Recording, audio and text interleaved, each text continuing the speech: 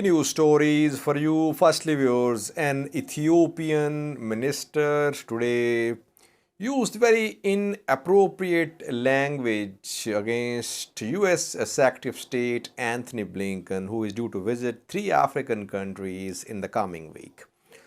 We'll talk about that. Secondly, Obasanjo, African Union's mediator to resolve Tigray conflict, has issued a statement. We have been waiting for the outcome of his mediation efforts. He has issued a statement. How positive is this statement? We'll have a detailed look at Obasanjo's statement. Thirdly, Ethiopian Prime Minister, I think 2 days ago, talked about the rumors that why rumors are being spread that TDF and OLA fighters are close to Addis Ababa. He explained the reasons behind these rumors. According to his own assessment, he explained the reasons behind these rumors. I have a video clip for you. Firstly, viewers, an Ethiopian minister, cabinet member today used very inappropriate language against Anthony Blinken, US Secretary of State. Name of the minister is Birhanu Lenjiso, viewers. He is Ethiopian Minister of Irrigation. And today he tweeted, he said that the world is not full of stupid Anthony Blinkens. You can see how bad and how strained US-Ethiopia relations are that Ethiopian ministers are using such language.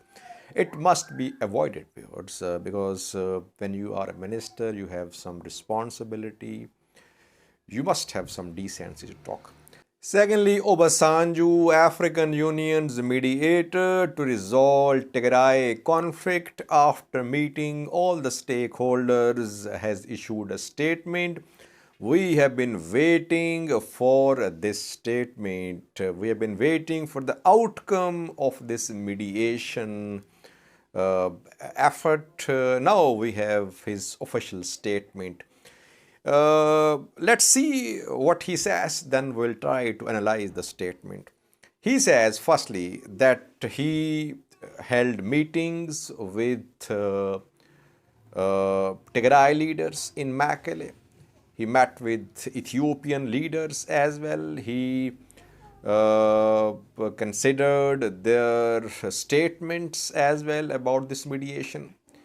He met with Amhara, regional government officials. He traveled to Amhara. Apart from that, he said that he visited neighboring countries too. He says he met with the leaders of South Sudan, Sudan, Djibouti, Kenya, Somalia, and Uganda.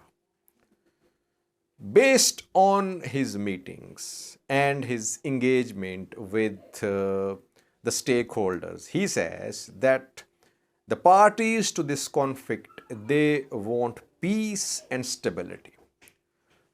But the difference is how to secure common ground. They want common ground, but the difference is in their opinion about how to secure this common ground. And secondly, he says that all parties to this conflict, they must halt military operations for talks to continue. Talks cannot continue while military operations are underway. And lastly, he calls upon international community, African leaders to not adopt any rhetoric which could undermine this talks process. He says he will continue his work. He is due to travel to a far region in coming days. So how would you sum up this Obasanjo's statement? Well, if I sum up this statement, I would say that I have been disappointed, honestly.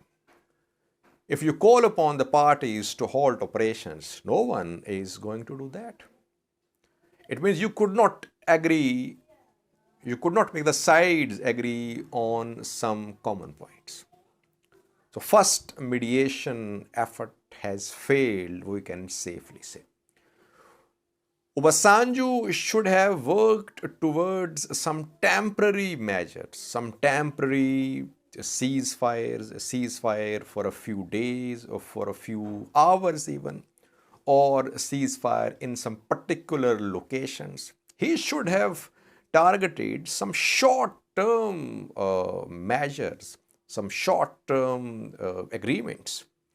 When you mediate such conflicts, such large-scale conflicts, you don't reach agreements within a few days. You always agree upon small things first. You announce, you convince the sides to announce ceasefires for a few hours for humanitarian purposes, for collecting dead bodies, and you convince them to announce ceasefires in some places. Then gradually you cement that ceasefire. So that is how you proceed towards a lasting ceasefire. You don't agree on a ceasefire, a lasting ceasefire in the first meeting. So I think Obasanjo should have made some progress, but he did not. He could not. He could not. I would say that the sides, they are not flexible so far, it seems. That is why no tangible result of Obasanjo's mediation so far.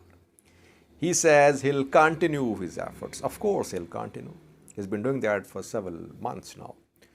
But his meetings could not yield any results. I would say he should convince the sides to agree upon some short-term measures, some temporary measures, which should then be converted into permanent agreements. That is the only solution. The sides will not agree to a lasting ceasefire in one go. No, their defenses are deep. Political, military, border disputes. You cannot make them agree to a ceasefire in just a few meetings. Target some temporary actions, some temporary agreements, then move towards a lasting ceasefire. Lastly, viewers, I have a video clip for you, PM Abiy's video clip in which he talks about the rumors. Why is that rumors are being spread that TDF and OLA are about to reach Addis Ababa? Yes, we heard rumors. I shared that with you as well. International media also blindly shared these rumors. What is the reason behind that? He says that this is what happened in 1991 when Mengistu was removed. He says that the forces which were trying to remove him were more than around 200 kilometers away from Addis Ababa. But they started spreading rumors that the forces were about to reach Addis Ababa. So Mengistu's allies dished him, his soldiers dished him, and the forces easily captured Addis Ababa. He said the same strategy is being applied against his government. Watch a video showing his complete statement translated in English. I was waiting for English translation of this statement of PM Abiy. Thank you for watching. ታስታውሱ ከሆነ ወይ ይበልጥ የሚያስታውሱ በሂደቱም ያሉ ሰዎች በሌላ መድረክ በዝርዝር ኢትዮጵያንን ሊያሳውቁ ሊያስተምሩ ይችላሉ። እኔ ባለኝ ትውስታና ዕውቀት ግን ከአዲስ አበባ በ100 150 200 ኪሎ ሜትር ራዲየስ ሊትራሊ ውጊያ አልነበረም። አዲስ አበባ ሳይደረስ 100 200 300 ኪሎ ሜትር ሲቀር የነበረው ፕሮፓጋንዳ ነው። እዚህ ያለውን መንግስት የሚያፍረከርክ ፕሮፓጋንዳ ነው። የደርግ መሪ የነበሩት ኮሎኔል መንግስቱ እንዴት ከሀገር ወጡ የሚለው ጉዳይ በራሱም ቢጠና የዚሁ የማጭበርበር ውጤት አካል እንደሚሆን ጥርጣሬ የለኝም። እርስ በርስ የነበረው አመራር እንዲከፋፈል ነገሩ አልቋል፣ ሞቷል፣ ፈርሷል፣ ጠፍቷል ተብሎ አንዳንድ መሪዎች ደግሞ ሲወጡ ሰተት ተብሎ ልክ በወክ እየተደረገ አዲስ አበባ የተገባው ታስታውሱ ከሆነ ያለ መድገም ነው። አሁን 1001 ፕሮፓጋንዳ የተነዛው እኛ ቢያንስ አዲስ ታሪክ ባንሰራ ከ83ቱ ታሪክ ልንማር እንደምንችል አልተገነዘቡ። ምክሮች አሉ። አልቋል እኮ ውጡ እንጂ ጥፉ እንጂ ሽሹ እንጂ ያ ደግሞ አልሳካም ሲል ኬንያ ናቸው፣ ጅቡቲ ናቸው፣ ሱዳን ናቸው። ዘመቻው ብዙ ነው ለማፍረክረክ እና ሰው ወጣ ወጣ ሲል በቃ አልቋል ለማለት። ይሄ እንዲሳካስ እነንትና ሊወጡ ነው። ለምን? አዲስ አበባ ስለማያስተማመን ስለተከበበ። ኢትዮጵያ